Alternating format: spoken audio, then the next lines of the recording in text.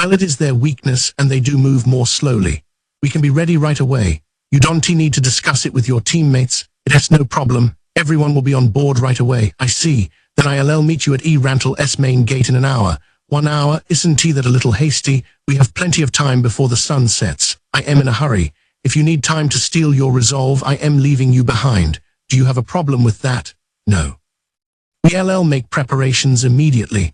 Igvaj stood after agreeing to the terms. He sounded openly irritated. Aints watched him go with a cool-headed gaze and then turned to those who remained in the room. Then I'll be off. Everyone else, please take good care of Rantle. I want to avoid missing the vampire, but also avoid coming back to a troublesome situation. Yes, we can quite say, leave it to us, but we'll do our very best. And if you find yourself in trouble, please retreat. Aints nodded and left the room. Eventually, there were 3 people remaining: Panasole, Ainzak, and Rakashia. Evidence of their reluctant parting was still in his eyes. I apologize for showing everyone such an ugly spectacle. Well, don't worry about it, Panasole replied to Rakashia's apology with a wry smile. But surely, his opinion of the man must have changed dramatically. Rakashia himself found it shameful, but the excitement still hadn't completely left him. When he met Lizzie, the apothecary, she talked animatedly about that potion. Is it really something to get that worked up about? He had thought. But now he was full of the urge to sneer at his former self, who looked at her so coldly. He learned it was difficult to suppress the astonishment and emotion that came from having something that should have been unattainable appear before his own eyes. What was that item, anyway? Rakashia hesitated for a moment. He had to hold back his heart from leaping boyishly like it had done earlier. That item has the potential to change everything we know about magic in a huge way. Magic over Tier 6 was actually considered only a rumor, theoretical, but now I've seen it with my own eyes. Tiered magic, as the whole of magic was also known, was said to have been brought to this world 6 or possibly 500 years ago. At the time, many caster heroes were born, but apart from the 13 heroes, those capable of employing Tier 7 spells and higher were only rumors. In the sagas, there was a hero who used spells that made one want to declare that couldn't have been only a Tier 7 spell, but after all, there was no proof, so it was common to consider it just a story. And then, it was still unknown whether the 13 heroes really used Tier 7 magic or not, but Rakashia believed that maybe the sagas were just made up stories. He made a mental note to look up some things when he had time in the coming days: the Goblin King, who destroyed numerous dragons wielding an ash branch, the winged hero who raced across the sky, the evil warrior who rode a triple-headed dragon, the princess who ruled the Crystal Castle with her 12 loyal knights. So how far do you believe his story? It went without saying that the man Panasole referred to was Aints. When the surviving adventurer threw the potion she had received from a companion in magnificent raven-black armor at the vampire, it ran away. This was the testimony they had from her. So he called the best potion maker in town, Lizzie, to ask her about the effects of this potion. From her reply, he gathered it was as rare an item as the magic sealing crystal from earlier. Possessing a single rare item made one seem suspect, but having 2 made them just that kind of person. The issue was why the vampire stopped attacking. There were 2 possibilities. One was that Momon and the vampire were enemies. The other was that they were allies and their interests were aligned. So was Momon, the adventurer who appeared out of nowhere, really enemies with the vampire? What are the chances he's in cahoots with the vampire? That's what they were worried about. The 3 of them recalled Momon and their earlier conversation. Lo, I think, what about you, Rakashia? I am of the same opinion. If he wanted to shelter her and make it appear as though he killed her, there would be easier ways. If Momon was in cahoots with the vampire, there was no reason for him to go so far as all this. What if he was after the Orichalcum plate? I don't think so, meh. Certainly adventurers get fame and recognition, but they are far from having authority. Ainzak, what are the pros of becoming an adventurer of that rank? You can get jobs with better compensation. Your fame increases. Depending on the circumstances, you might be appointed to a good position, but that's about it. If a person wanted to infiltrate the system, there are faster ways. The image of adventurers as monster extermination experts was strong. Maybe it was possible to become the head of an adventurers guild one day, but that wasn't a position that enabled influence over kingdom matters. If he asks after money, I am sure selling that crystal would allow him to live out the rest of his days in leisure. For someone as strong as him, getting more famous should be no problem. Actually, some of the guards involved in the graveyard incident were calling him a legendary hero. Panasolai nodded. Slaying an undead tall enough to reach the heavens in one blow, and then breaking through a mob of undead so dense and numerous, it was impossible to see the ground. He was truly a great hero. That's what the guards who had glimpsed Momon thought of him. Some even said they felt safe from any monster as long as they had him. That said, it is too bad there isn't really any solid evidence we can trust him completely, is there? Still, Momon's story was consistent. If he was an enemy, I don't know why he would have shown us that sealing crystal. We can probably trust him, right? The others responded to Rakishia with bitter expressions. It was clear they found it hard to trust him after seeing his craziness earlier. Mayor Ainzak. You can fully trust Sir Momon because he arrived at the same time as the vampire, correct? Personally, I think Sir Momon's story accounts for that. The other two nodded in agreement. They said, that's true. And about how the vampire stopped attacking when she saw that rare potion, that would make sense if she'd been chased there by someone who had won. She may have left the woman adventurer alive to let him know she was there. I see. She'd make Momon think she was in the area to pin him here.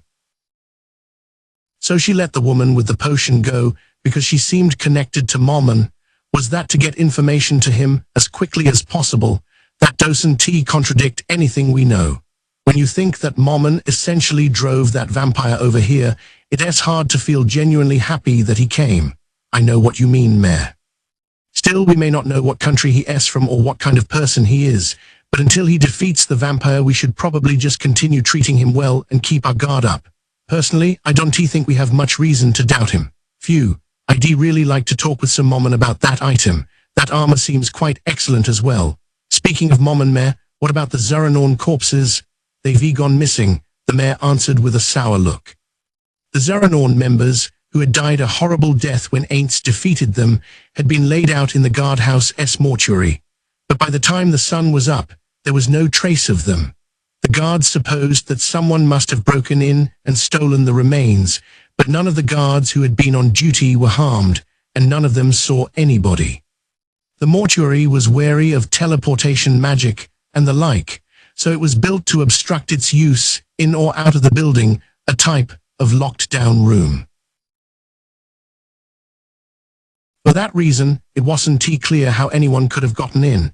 They thought the bodies seemed to have disappeared like smoke. A secret search of the city uncovered no information that might lead to the discovery of the missing Zaranorn remains. The chance that they would be found seemed slim. In other words, they lost any clues they might have gained from the corpses. This guy was performing an undead ritual. Is it possible he turned undead and ran away? I can say for sure. Well, this is a problem. We can prove anything yet. I guess our only chance now is the shrine beneath that mausoleum. It'd be great if there was some evidence there, by the way. I don't think Momon has been in there. But if we find any valuable items with unspecified owners, is it okay if we give them to him? If it has something that doesn't have to do with their ritual, please give them to him in line with the adventurer's code. Aints flew down the highway. A lukewarm wind penetrated the slit in his helmet and hit him where his eyes would have been. Someone with eyeballs would have been blinking repeatedly, but Aints, who had none, thought, it seems windy. As he looked down, the ground shot past like an arrow to his rear. Was it because he was close to the ground, or some other reason? He felt like he was going faster than he was, though the sensation didn't inspire fear. He did tense his legs every time his body bounced into the air, though. Hamusu kept her balance well. Besides her enormous size, she was still shaped exactly like a Jungarian hamster. It was partly because the only way to ride was with his legs spread wide, but even someone with a superior sense of balance, like Aints, had to pay a lot of attention in order not to fall from that perch. There was no saddle or stirrups. It would be hard to swing a sword while riding Hamusuk. Maybe I should get a saddle and stirrups made soon. I could have the blacksmith do it after he finishes the dummy armor I might use. Aints' unstable riding posture was one primary motivator for this thought, but another was the silhouette of the rider running parallel to him. Right next to him was Narbarrel riding a horse. It was a large horse, covered in heavy metal barding. She had summoned it with an item called Animal Statue Warhorse. She managed it admirably and looked so cool running down the highway. Her ponytail was fluttering, and her brown robe was blown back by the oncoming wind. It was like a scene straight out of a movie. Feeling depressed about the gap between that and his riding this gigantic hamster, he looked farther over and saw the men. They were a team of 4 adventurers. They had better gear than the Swords of Darkness, whom Aints had traveled with before. He pushed those thoughts into a corner of his mind, freeing himself from those memories. He gazed absent-mindedly at the horses the men were riding. What magnificent animals! Aints didn't he know much about horses, but with their beautiful coats of hair and impressive physiques, they must have been fine specimens. Their isosceles triangle riding formation also seemed like a movie scene. I looked like an idiot riding Hamusuk. So lame he began to succumb to gloomy feelings, but it seemed like he was the only one who felt that way. That S1 amazing magical beast you riding there. One of Igvar's teammates called out to him riding parallel. Unlike Igvar's, his tone contained no hostility. Perhaps stimulated by the curiosity of an adventurer, he was brimming with interest and admiration. What it called? It must be pretty famous, right? It's the wise king of the forest. What? The legendary magical beast? The man shouted, eyes nearly popping out of his head in surprise. I'll never get used to that reaction. Is Hamusuk, Out of the corner of his eye, Aints noticed Hamusuk's whiskers twitching proudly. Her ears moved in the same way, and it was clear from how her back bounced sharply that she was paying more attention to their conversation than to a smooth ride. He brought his gauntleted hand down on her head clink as a soft voice reached his ears. Man, according to Igvar, I see, he must have gotten jealous again. How did he describe me? No, you don't have to tell me. I have a good enough idea from the look on your face. Sorry, he's not a bad guy exactly. He just lets his ambition get the better of him sometimes. With a guy like that as a teammate, I am surprised you're all still around. Or have new members been swapped in? Nope. Since forming our team, not a single member has died because we all have different personalities and abilities. He is a very accomplished adventurer, you know. Accomplished, you say? Aints turned to face Igvar and received a penetrating, hostile glare. Good on him, he said with a derisive snort, and raised a hand to curb Narbral's continual violent dislike of the man. Didn't he want to start a fight here? He had more important things to do. After that was done, Hamusuk looked up at him. Master, my head hurts, she said. Her black eyes sparkled, brimming with tears. He felt a bit guilty for hitting her a little too hard, but didn't want to get thrown off going at this speed. Even if he slammed into the ground, Aints wouldn't take any damage. In an experiment, a minion with the same damage reduction ability hadn't felt pain even when dropped from over 3,000 feet in the air. The problem would be if their traveling companions found his toughness strange. They had come this far on friendly terms, so Aints was hoping to continue that way. Don't bump me around so much. I don't want to have to hold on so tight with my insane strength. Understood that it is. My master is worried for me, is he? Hamusuk's eyes shone with emotion. When Aints ordered her to face forward and run, Igvar's friend was impressed. It's amazing you can keep your balance in a posture like that. Even if you're good at it, it seems kind of dangerous. I guess because I am used to it. That said, I am considering adding a saddle sometime soon. A saddle, you say? I would hate that, of course. I am only joking that I am. If they do be my master's words, I, Hamusuk, will obey with all my might, that I will.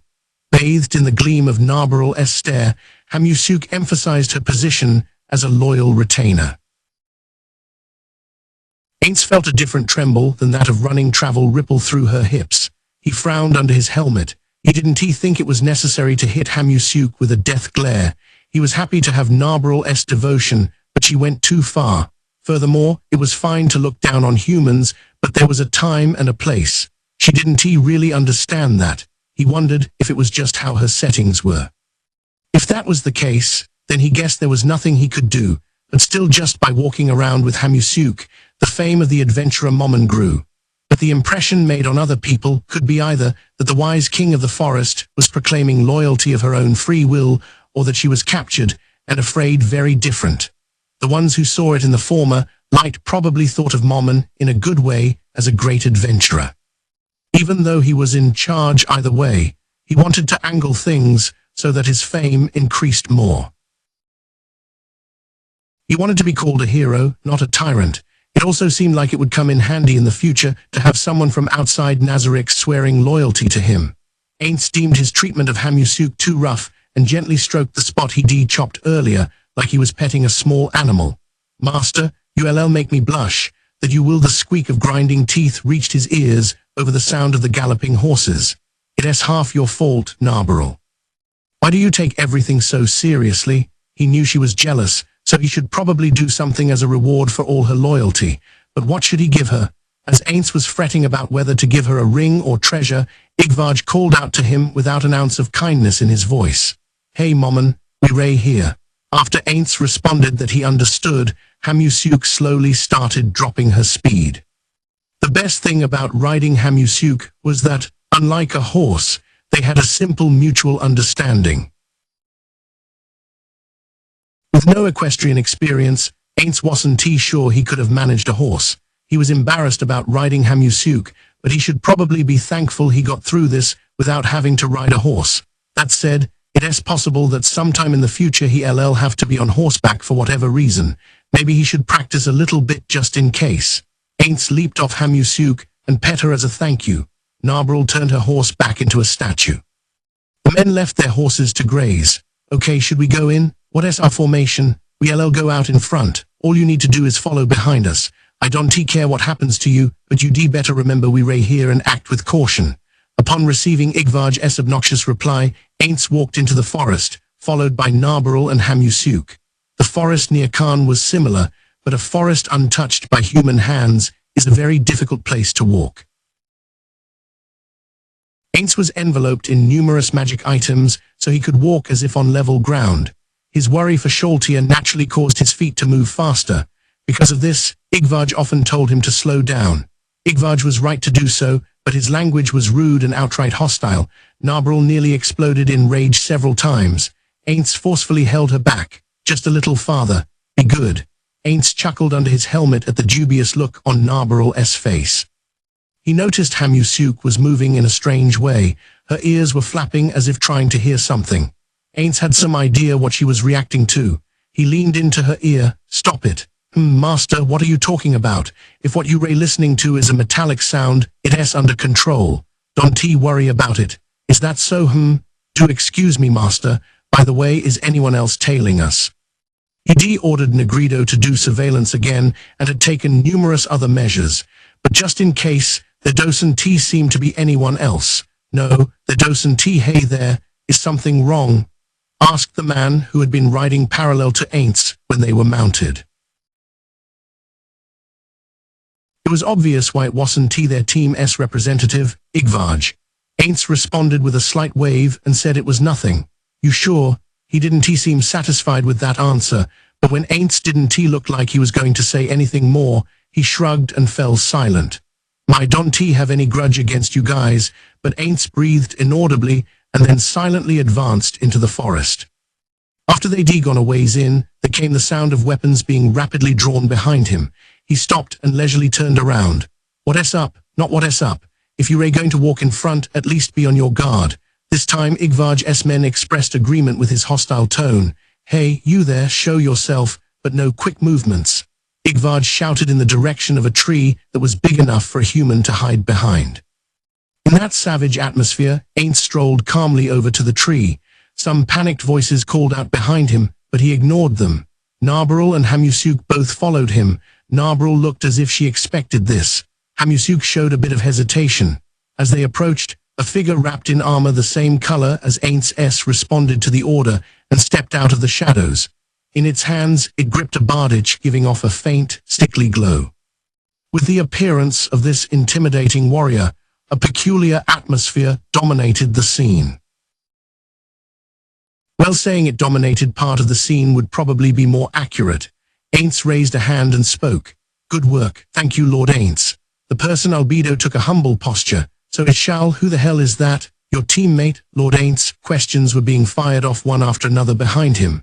To Igvaj and his men, this was a natural reaction, but to albedo, still in her humble posture, It was behavior that warranted death. The flames of her anger crackled with a severity that signaled they were about to burn down the whole area. Hamusuk shivered, and all her hairs stood on end, as stiff as they possibly could be. Those in the third party reacted the same way. All color drained from the faces of the men who were the targets of those angry flames, and their foreheads broke out in a cold sweat as they sensed death approaching. I'll introduce her to you. This is my companion Albedo.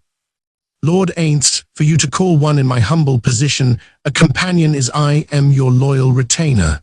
Right.